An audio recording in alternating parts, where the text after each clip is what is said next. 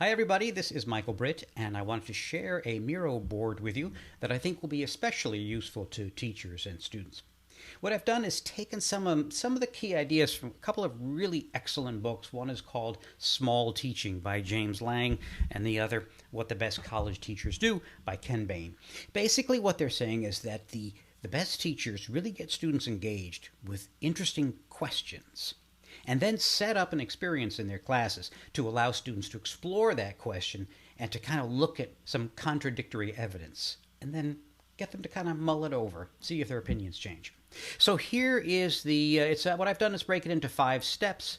The first step is to present students with that interesting question. That may be the hardest part. You have to look at what you're teaching or what you want students to learn, and then figure out what's the bigger picture, or what is a question that comes out of their lives that they can kind of identify with and are curious about, right? That gets them sparked and ready to go. And then you might have to present them with some stimulus. In other words, not everyone may have heard of the question you came up with. In my example, I have a question that has to do with Coco the gorilla and whether or not she was able to communicate with human beings. And that may be something if they haven't heard of this gorilla, then you need to present them with some stimuli. Of course, that could be a reading or an image, or in my case here, I have found a few YouTube videos and put them into step 1. Okay, so step 1, pose the question and get students thinking about it. Now, before you go on any further, what you want to do, according to these authors, it's an excellent idea, is to survey them in some way, kind of poll the students. What do they already think about this idea?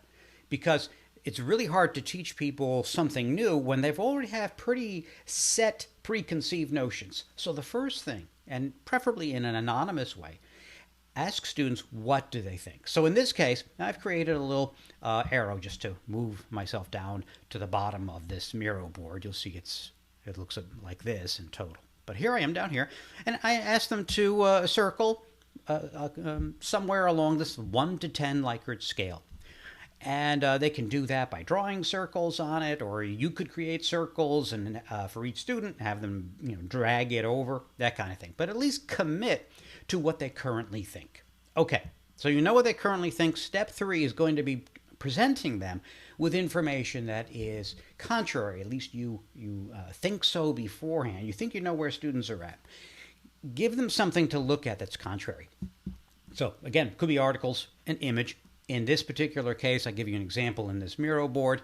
I provide a couple of videos that I have students watch, which make them kind of think about what is communication really, and how do we know if animals are thinking about things or whether they're just being reinforced for.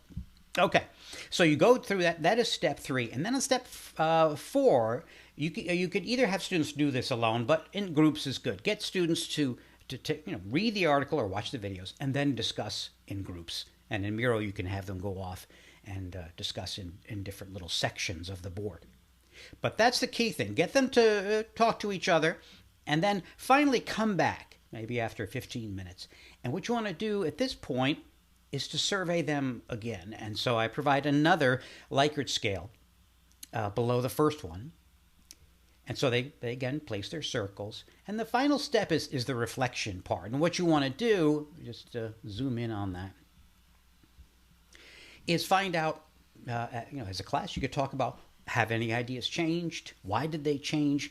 And this is the point where you might bring up the points that you would want to or might have in the past lectured on.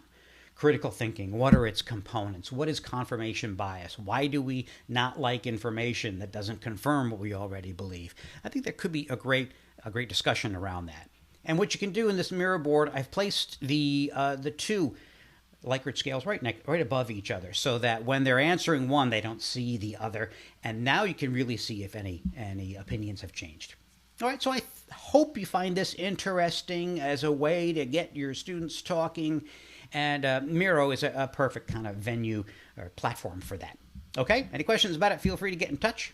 Thanks a lot. Take care.